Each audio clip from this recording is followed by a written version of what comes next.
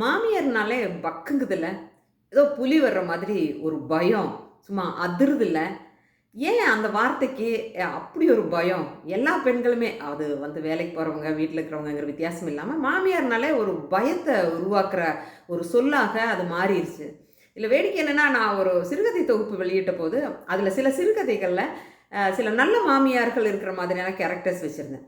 அத வாசிச்சுட்டு என்னுடைய நண்பர்கள், நெறைய வாசகர்கள்லாம், "இதெல்லாம் நம்புற மாதிரியா இருக்கு மேடம்" அப்படின்னு சொல்லி என்ன கிண்டல் அடிச்சாங்க.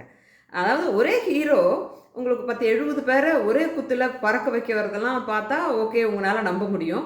ஒரு மாமியார் நல்லா இருக்காங்க, அந்த ஸ்டீரியோ டைப்பிங் இல்லாம அப்படின்னு சொன்னா உங்கனால நம்ப முடியலல்ல? ஓகே, அத விடுங்க. ஆ என்ன அதாவது இந்த மாமியார்கள் எல்லாருமே கொடுமைக்காரங்களா அப்படின்னு கேட்டா, ஆ இல்ல அப்படின்னு கூட சொல்லலாம். ஏன்னா சில மாமியார்கள் அந்த மாதிரியான கொடுமைகள்லாம் இல்லாம, ஆ தன்னோட மகள் மாதிரி இல்லாம இருந்தாலும், ஒரு மனித உயிரியாக கன்சிடர் பண்ற நிலை இருக்குது. நம்ம மாமியார்கள நம்ம என்னதான் வெள்ள பூசினாலும், இன்னைக்கு ஒரு நேஷனல் கிரைம் பியூரோ ரெக்கார்டெல்லாம் என்ன சொல்லுதுன்னு பார்த்தீங்கன்னா, ஒரு வருஷத்துக்கே 1,40,000 கேஸுகள் ஐபிசி 498 ஏன் படி பதிவு பண்ணப்படுதுன்னு சொல்றாங்க. அப்ப அந்த மருமகள்களுக்கு எதிராக இந்த மாமியார்கள் செய்யும் கொடுமையிலே அதில வந்து ஒரு முக்காவாசி கேஸுகளுமே ஒரு 80, 90,000 கேஸுகள் மாமியார் கொடுமை கேஸுகளா தான் இருக்கு. அதனால நம்ம மாமியார்கள்லாம் கொடுமை பண்ணல அப்படின்னுலாம் நம்ம சொல்லவே முடியாதுங்க. கொடுமை பண்ண தான் செய்றாங்க. அதுலயும் ரொம்ப வேடிக்கையான விஷயம் என்னன்னா, இந்த மாமியார்கள் பிளான் பண்ணுவாங்க பாருங்களேன். தன்னுடைய மருமகள்களை ஏதாவது ஒரு பிரச்சனையில மாட்டி, அதில ஒரு ஆனந்தம் காண்ற மாதிரி ஒரு ஸ்ட்ராட்டஜிக்கா நெறைய விஷயங்கள் செய்வாங்க பாருங்களேன். ஒரு பிளானிங் ஆஃபீசர்ஸ் மாதிரி. அ அவ்வளோ அழகா திட்டம் போடுவாங்க. யாருனாலயும் கண்டுபிடிக்கவே முடியாது. அதுக்கு உங்களுக்கு படிச்சவங்களா இருக்கணுங்கிறதெல்லாம் இல்லைங்க. அவ்வளவு சிந்திப்பாங்க. இதையெல்லாம் நம்ம வந்து ஒரு நாட்டின் நலனுக்காக அவங்களெல்லாம் பயன்படுத்தணும் அப்படின்னு நான் நினைக்கிறது உண்டு. அ பெரிய பெரிய எக்கனாமிஸ்ட்டா இருந்தாலும் சரி, சைக்கியாட்ரிஸ்ட்டா இருந்தாலும் அவங்கலாம் பிச்சை எடுக்கணும். அந்த மாரி ஸ்ட்ராட்டஜி ஃபார்ம் பண்ணுவாங்க. அவங்க அதாவது அவங்க கோடிங் பண்றதும், அவங்களுடைய மருமகள்கள் அத தாண்டி அத வந்து டீகோட் பண்றதும் எல்லாம் ரொம்ப இன்ட்ரஸ்டிங்கா இருக்கும்.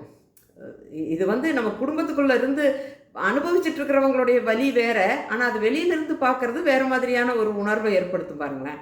அப்ப இதாவது ஒரு யோ இந்த திருமணமான குடும்பங்கள்ல மாமியார்கள் ஒரு 80% மாமியார்கள் தன்னுடைய மருமகள்களை மனசால வெறுக்கிறாங்கங்கிறது அப்பட்டமான உண்மை.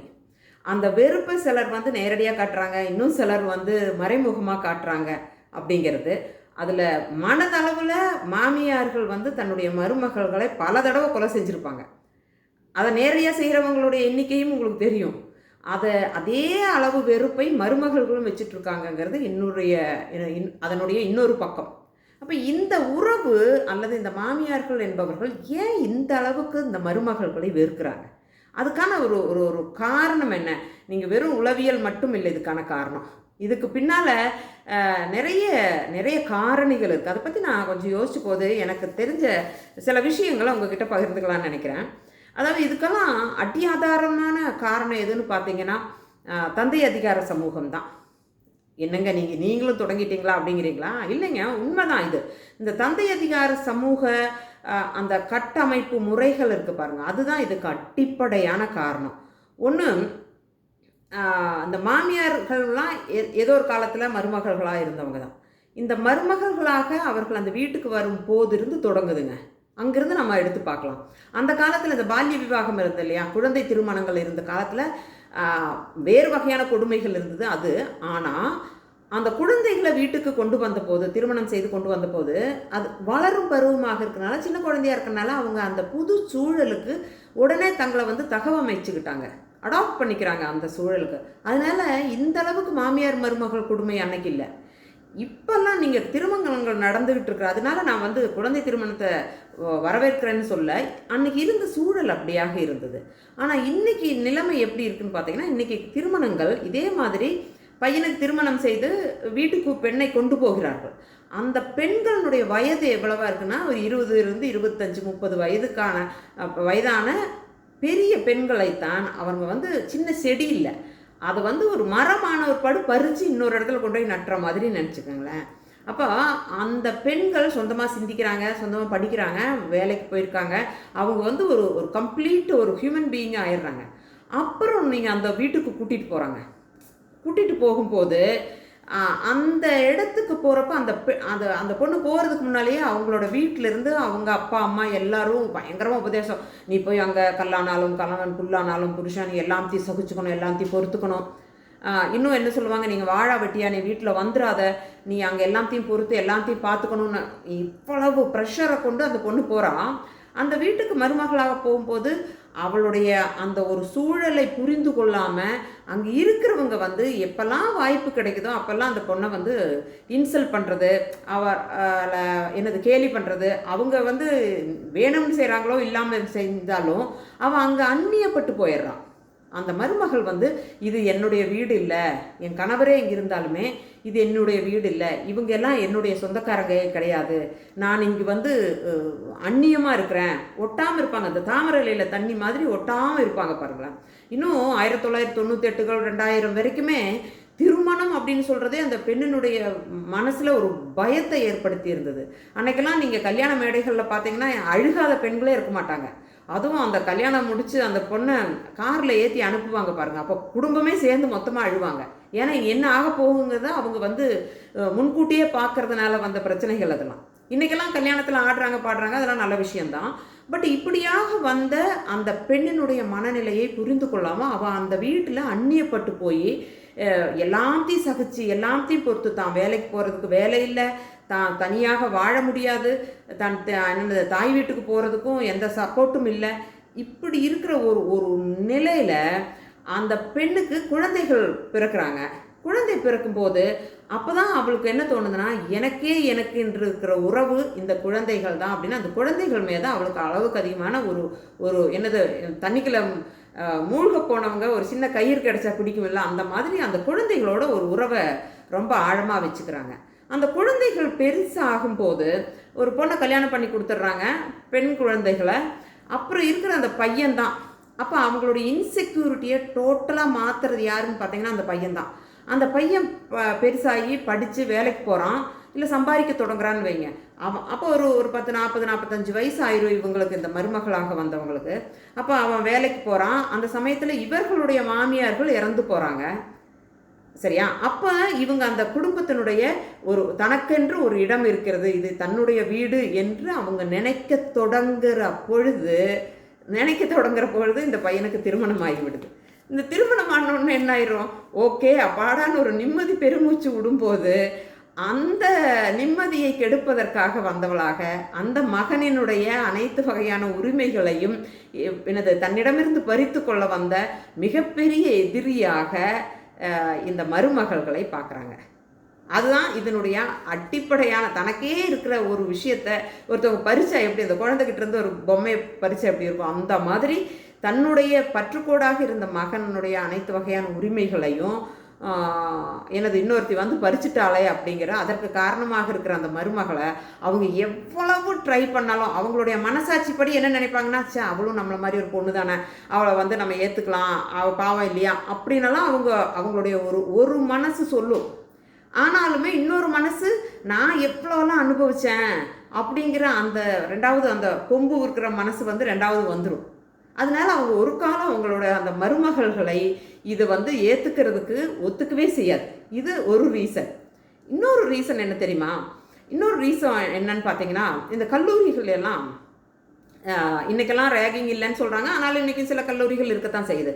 இந்த ஃபர்ஸ்ட் இயர் வர்ற பசங்களை இந்த செகண்ட் இயர் தேர்ட் இயர்லாம் படிக்கிறவங்க என்ன பண்ணுவாங்கன்னா, டே வாடா மாப்பிள்ளைன்னு சொல்லி அப்படி படுத்துவாங்க. அவனோட துணியெல்லாம் கழட்டி அவனை வந்து அம்மனமாக நடக்க வைக்கிறது, பொம்பளை பிள்ளைங்க முன்னால் கேவலப்படுத்துறது, இப்படி நிறைய வகையான ஃபிசிக்கலாகவும் மென்டலாகவும் டார்ச்சர் பண்ணுவாங்க.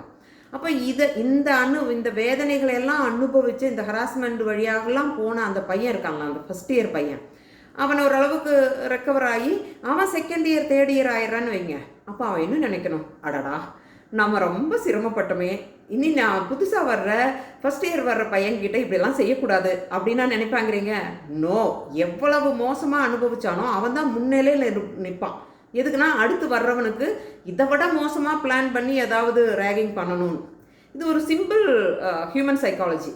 அப்போ இந்த மருமகள்களாக இருக்கும்போது மிக மோசமான கொடுமைகளை அனுபவித்த அந்த பெண்கள் மாமியார்கள் ஆகும்போது அதை விட ஒரு மடங்கு கூடுதலாக தன்னுடைய மருமகளுக்கு இந்த இந்த கொடுமையை கொடுக்கணும். ஏன்னா அவங்க வந்து அப்போட கொடுக்க முடியாது, அவங்க மாமியார்கிட்ட திரும்ப செய்ய முடியாது. அப்போ அவங்களுக்கு ஒரே வாய்ப்பு தன்னுடைய மருமகள்கிட்ட இதை செய்யணும் அப்படிங்கிறது தான். இது ஒரு ஒரு சிம்பிள் ஒரு ஹியூமன் சைக்காலஜி. அதை வந்து மருமகள்கள் சொல்லலாம், நீங்களும் ஒரு வகையான விக்டிம் தான், அதை நீங்கள் வந்து என்கிட்ட கொடுக்காதீங்க ப்ளீஸ். இந்த கோவிட்டில் எப்படி இந்த பிரேக் த செயின்னு சொன்னோமா, அது மாதிரி அந்த கண்ணியை நம்ம இங்கேயே உடைச்சிடலாம் அப்படின்னு சொல்லி புரிய வைக்கிறது கூட முயற்சி பண்ணலாம். அது கூட நல்ல பலனாக இருக்கும்.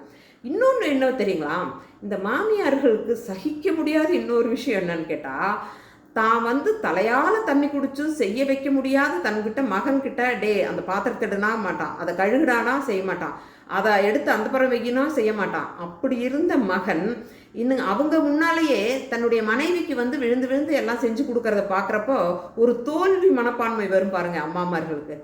அவங்களுக்கு அவ்வளோ கோபம் வரும், தான் வந்து ஒரு தோற்று போய்விட்டோம் அப்படிங்கிற ஒரு வெறி வரும். அது மகன் மேல் வராமல் அந்த வெறியை அந்த மருமகள் மீது தீர்ப்புவாங்க பாருங்க. புரியுதா? அதில் ரொம்ப வேடிக்கை என்னென்னா, இவங்க 2 பேர்த்துக்கு இடையில இந்த மருமகளுக்கும் மாமியாருக்கு இடையில கிடந்து மகன் படுற பாடு இருக்கு பாருங்களேன், அது உண்மையிலேயே நரக வேதனை. அதையும் சொல்லணும். நம்ம சொல்லும்போது எல்லாம் பெண்களோட விஷயத்தை மட்டும் சொல்லக்கூடாது இல்லையா? அதில் ரொம்ப சிரமப்படுறது, அம்மாவையும் திருப்திப்படுத்த முடியாமல் மனைவியையும் திருப்திப்படுத்த முடியாமல் அல்லாடுற ஒரு விஷயம் இருக்குது பாருங்கள். அந்த மகன்களுக்கு உண்மையிலேயே பரிதாபமாக இருக்குங்கிறது இன்னொரு விஷயம். இந்த அதில் என்ன வேடிக்கைன்னா, இந்த மாமியார்களுடைய கொடுமையை அனுபவிக்காத மருமகள்கள் இருப்பாங்க. ஏன்னா சில நேரங்களில் மாமியார் இல்லாத வீடுகளாக இருக்கலாம், சில நேரங்களில் வேலை காரணமாக அவங்க வேறு ஊரில் இருக்கிறவங்களாக இருக்கலாம்.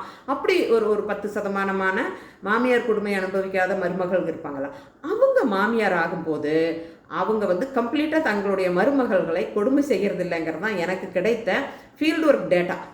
அவங்களுக்கு ஒன்று அவங்க அந்த மாதிரி எந்த இதுவும் அனுபவிக்காததுனால அவங்களுடைய மருமகள்களையும் இப்படி போய் தான் கொடுமை பண்ணணும் அவங்க நினைக்கிறதில்ல.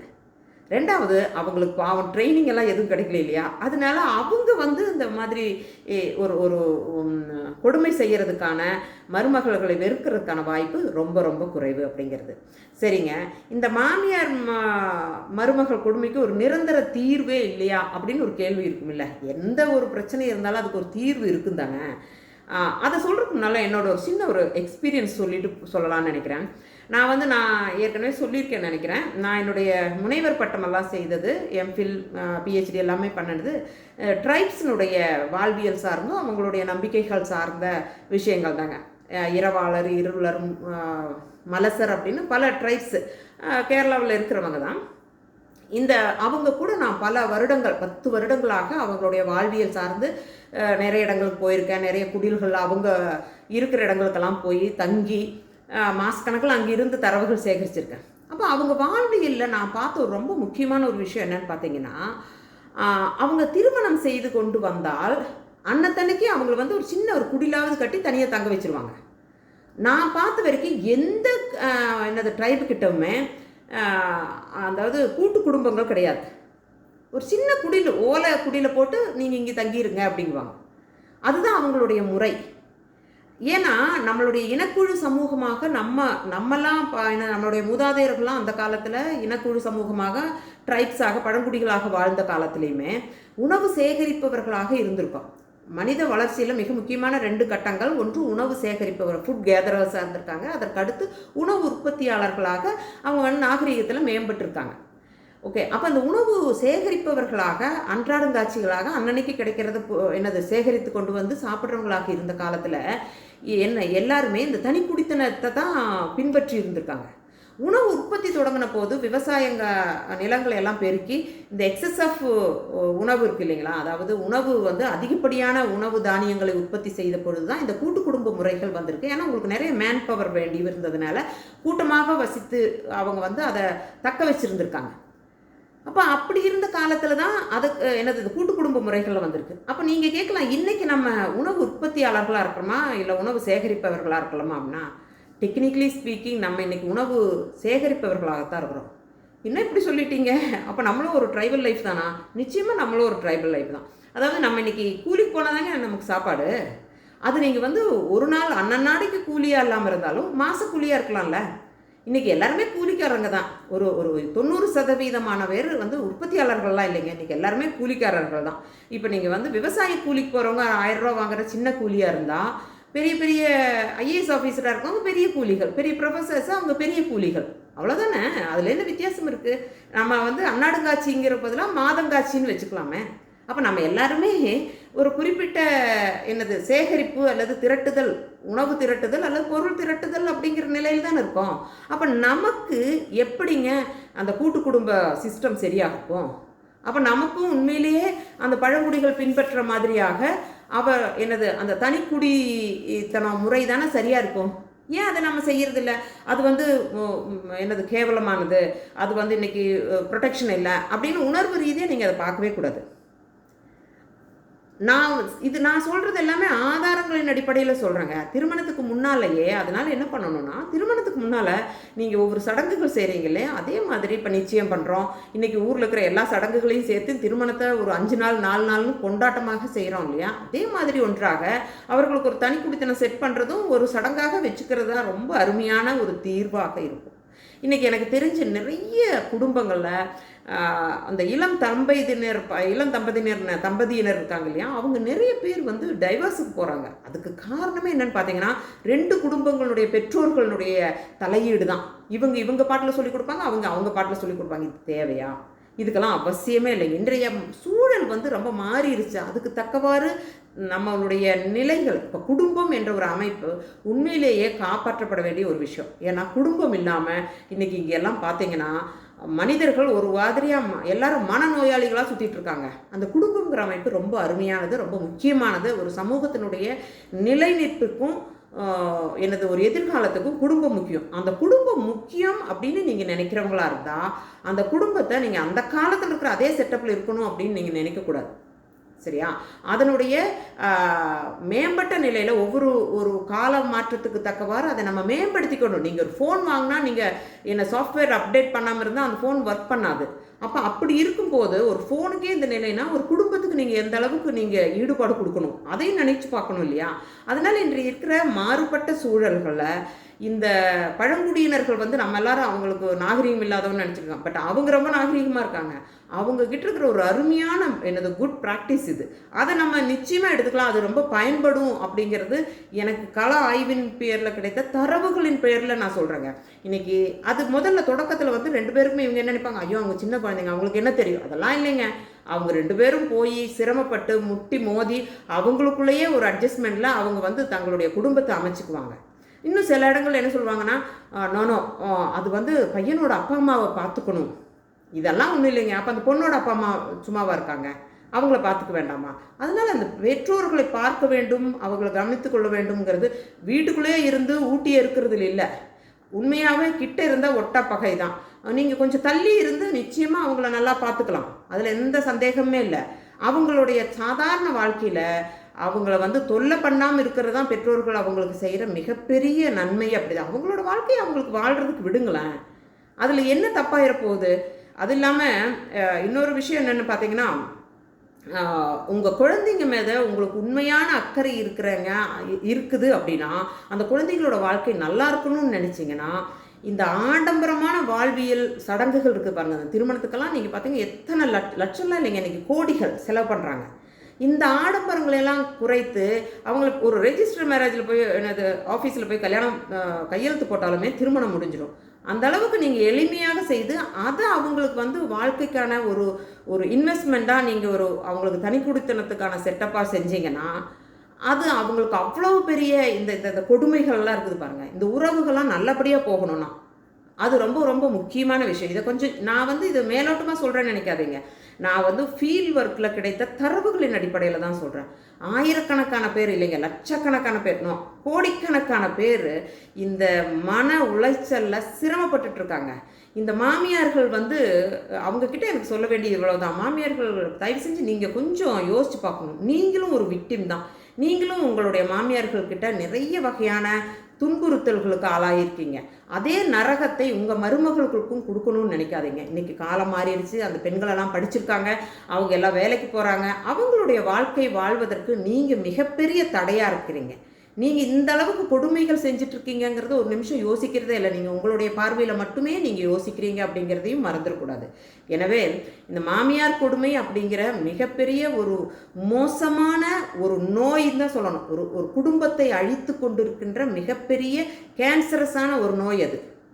அந்த மாமியார்கள் எல்லாம் கேன்சர்னு சொல்லலை, ஆனால் அவர்கள் செய்யும் அந்த செயல்கள் உண்மையிலேயே அந்த குடும்பங்கிற ஒரு உடலை கொன்று கொண்டு இருக்கின்ற அந்த நோய். அதை குறைக்கணும்னு இருந்தால், இல்லாட்டா அதை நீங்கள் மாற்றணும்னு நினச்சிங்கன்னா அதற்கு அருமையான தீர்வு நீங்கள் அவர்கள் திருமணம் செய்தவுடன் அன்னைக்கே முடிஞ்சதுன்னா அன்னைக்கே அவங்கள தனியாக வைத்து விடுவது தான் அப்படிங்கிறது தான் என்னது நிதர்சனமான கண்டுபிடிப்பாக இருக்குது என்று சொல்லி உங்களுடைய கருத்துக்களை பதிவிட வேண்டுகிறேன். முடிந்தால் உங்கள் நண்பர்கள்கிட்டையும் நீங்கள் ஷேர் பண்ணுங்கள். அப்போ சந்திப்போம். நன்றி.